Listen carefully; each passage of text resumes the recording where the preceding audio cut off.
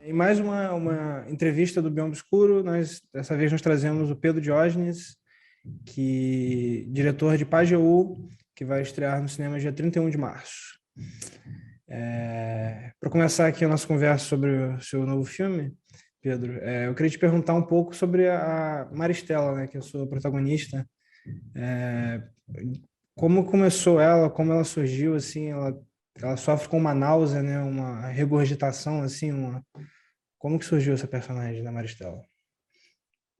É, Primeiro agradecer, é muito bom estar podendo estar conversando sobre cinema, falando do filme, o filme que vai ser lançado, então é importantíssimo a gente estar aqui conversando, então muitíssimo obrigado. E o filme nasceu como um documentário mais tradicional, assim. Quando eu escrevi o projeto do filme, ele era um documentário mais tradicional, isso em 2017. Quando eu inscrevi ele num edital e que ganhei foi em 2017. Sendo que as coisas foram mudando muito, né, até a realização do filme, né? É, a minha relação com o Pajeú foi mudando, a minha vontade de fazer cinema, os desejos ali de realização foram mudando, o próprio país passou por transformações, né? Em 2017 era uma coisa, em 2019, quando a gente filmou o filme, o país já era outra coisa. Então, eu acho que essas mudanças foram naturalmente fazendo o filme ir mudando junto com elas, né? E aí eu senti essa necessidade de deixar o documentário, vamos dizer assim, mais humano. É, a gente entender mais através do filme como é que o desaparecimento de um riacho também pode interferir na vida de uma pessoa. Como é que essas coisas estão ligadas, né? O nosso cotidiano e com todas essas transformações que também vêm do passado. Então, naturalmente, surgiu a necessidade de ter um personagem que guiasse esse documentário. E aí, uma dos elementos que mais me chamava a atenção no Pajeú era uma escola que tinha em frente a um local que tem o Pajeú, que é o local mais um dos locais mais poluídos que o Pajeú tem, um local mais fedorento, mais insalubre que tem, e que é em frente a uma escola. Então surgiu a vontade dessa personagem trabalhar nessa escola. E a partir daí foi surgindo Maristela, eu logo chamei a Fátima Muniz, que era uma atriz que eu já tinha trabalhado, que eu já conhecia, que eu já admirava muito, para ela começar a desenvolver o personagem, e muito do personagem também vem dela, assim, foi uma criação bem coletiva, ela trouxe coisas pessoais dela, angústia, sentimentos, e a gente foi misturando isso tudo para fazer a Maristela. Muito interessante, realmente, o resultado. Aproxima a gente da história quando tem essa questão ficção. Eu tenho observado essa tendência nos documentários ultimamente, que realmente aproxima a gente muito da história real, né? Você contar uma história por cima dela. Mas uma das coisas mais interessantes do filme, sem dúvida nenhuma, é o ser barra monstro que aparece do Riacho, né? Do Pajeú. E eu queria perguntar para você quais foram as influências estéticas que estão presentes na construção desse monstro, né? Os momentos em que ele aparece tem um diálogo forte com um terror, talvez.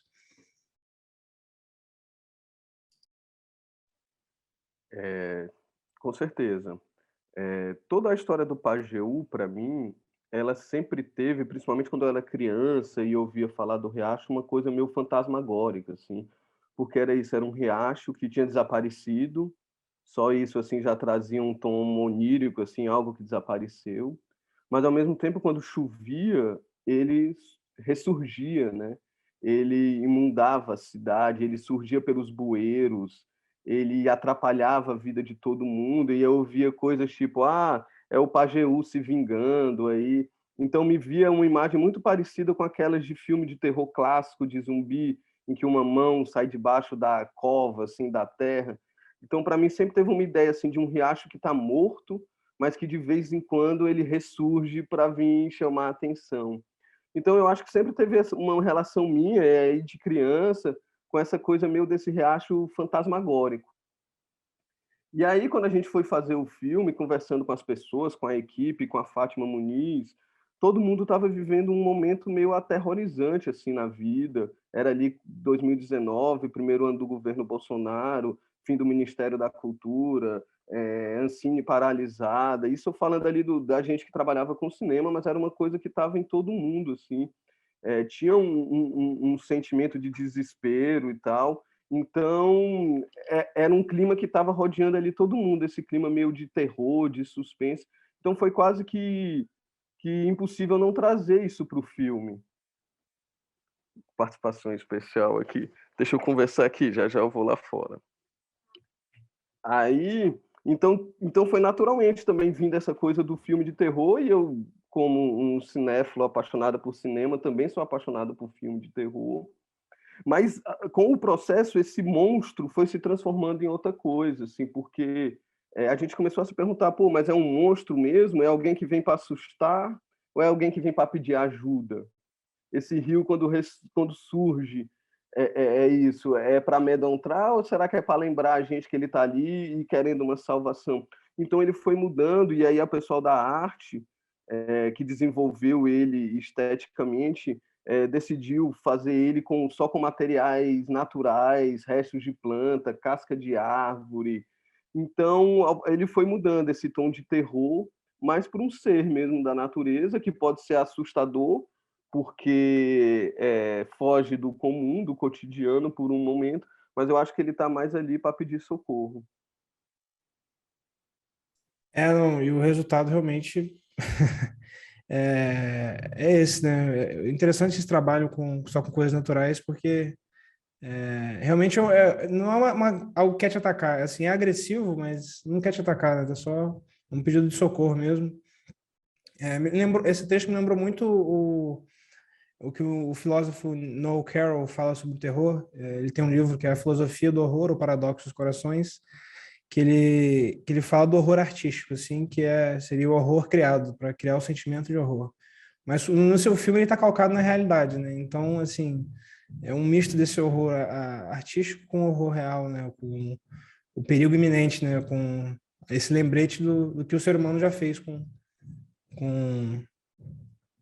com a natureza, né? Com o riacho, que deu origem à Fortaleza, inclusive, né? Eu acho que no filme é mencionado isso. Fortaleza começou a se povoar ao redor desse rio, né? Enfim, no final, mais pro final do filme, vocês começam essa reflexão tomar mais forma, e Maristela começa a questionar mais diretamente as pessoas em relação a isso. Você estava buscando um pouco da relação da sociedade com a cidade? Como que foi essa parte mais final do filme? Tem a ver um pouco com o que tu falou antes, assim. Dos movimentos que impulsionou o filme era se perguntar assim, se o movimento foi capaz de destruir o riacho que deu origem à Fortaleza, que tantas outras coisas foram destruídas, esquecidas, soterradas durante esse processo. Coisas naturais, vidas, projetos, futuros, sonhos, tudo sendo soterrado, né? E aí uma vontade também de entender como é esse esquecimento, porque esse Pajeú, ele não foi só destruído fisicamente, ele foi destruído também da memória, assim. Poucas pessoas conhecem mesmo ele, poucas pessoas sabem da história dele. Então tinha essa vontade de também ouvir os outros sobre essa questão de se conhece ou não o Riacho e qual a relação com ele. A gente não foi ali para aquele momento também já sabendo quais seriam as respostas, né? Então a gente também estava sendo movido de certa forma por uma curiosidade parecida com a da Maristela, assim.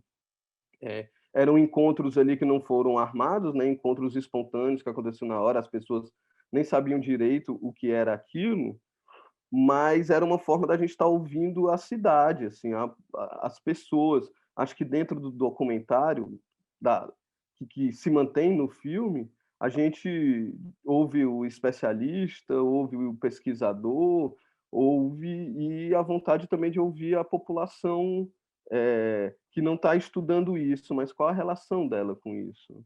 Então surgiu muito disso, de poder ouvir as pessoas sobre o Riacho, Fortaleza, memória, esquecimento. Isso realmente é muito importante.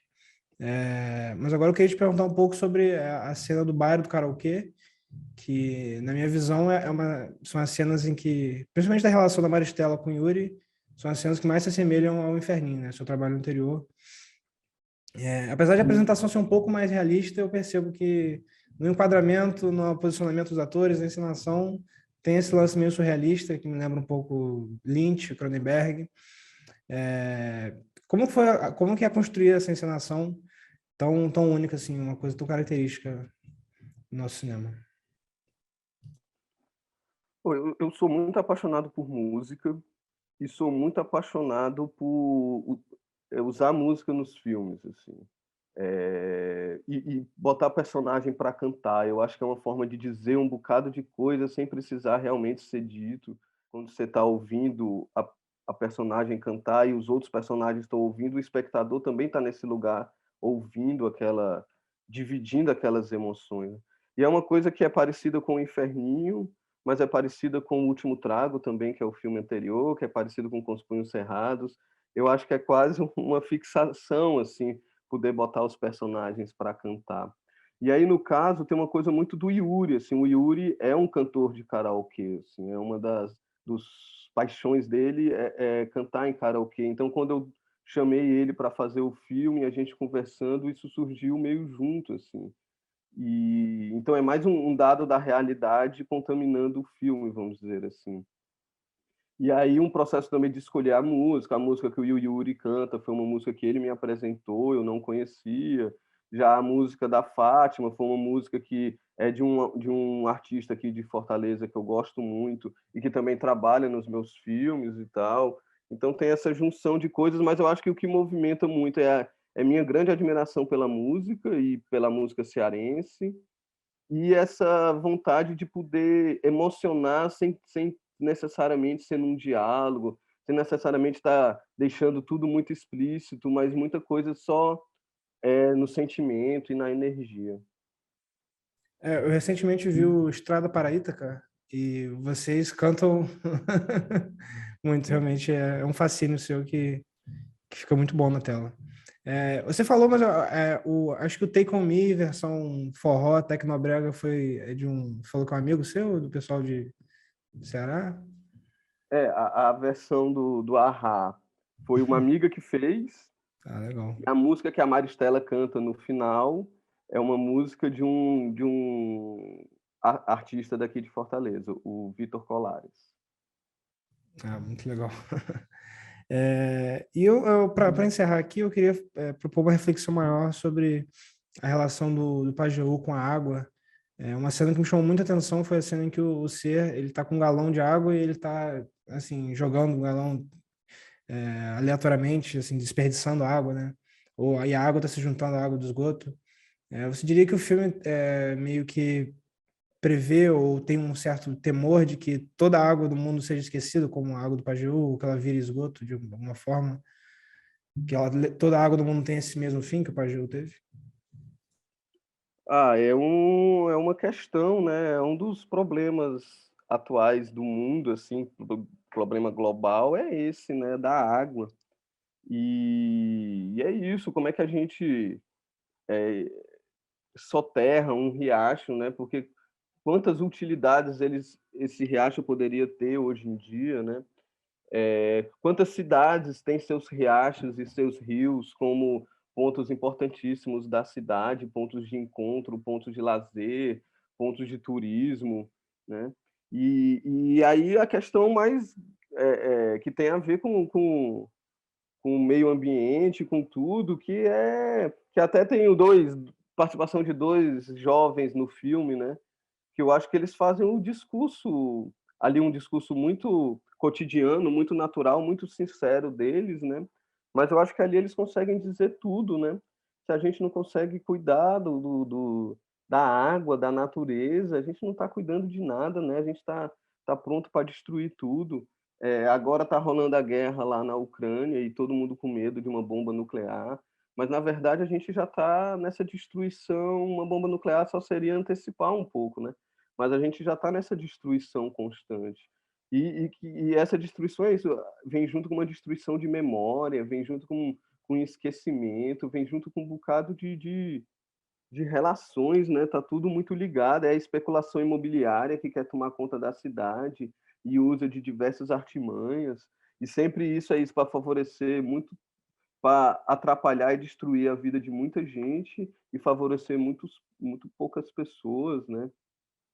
Então, eu acho que é partindo de uma coisa muito específica daqui, mas com certeza isso tem a ver com uma questão que o mundo está passando, né? E que aí também tem a ver com filme de terror, né? Quantos filmes de terror também quantas pessoas usam o terror, o gênero terror também para tratar dessa coisa, do clima, do meio ambiente, né? Acho que está tudo muito ligado. O Pajeú é uma afirmação artística, assim, com preocupação ecológica sobre o terror mesmo do que nós fizemos com o que nos dá vida, né? Isso é realmente... É o terror, é o horror personificado. Mas não, os jovens falando no final foi sensacional. E realmente foi a provocação que fez eles falarem. Eles começaram a falar, começaram a falar, começaram a falar. Acho que eles até falaram, ó, tem que se preocupar com quem vai vir depois da gente. Tipo, realmente isso é algo que tem que estar na cabeça de todo mundo, né? Talvez eles dois sejam o lado esperançoso do filme, né? A gente vê aqueles dois jovens com aquela visão e pensando ali meio na hora, mas refletindo, porque o Maristela talvez não seja tão esperançoso, né? O final de Maristela, mas eu acho que aqueles meninos ali apontam o futuro, que eu acho que é massa poder ter esse caminho aí. Não, eu com certeza vislumbrar isso também é importante. Mas era isso que eu tinha preparado, Pedro. Parabéns pelo filme. Gostei muito, adorei o filme. E todo também o trabalho, Inferninho, Estrada de Paraíta, que também você tem um corpo de trabalho muito, muito bom.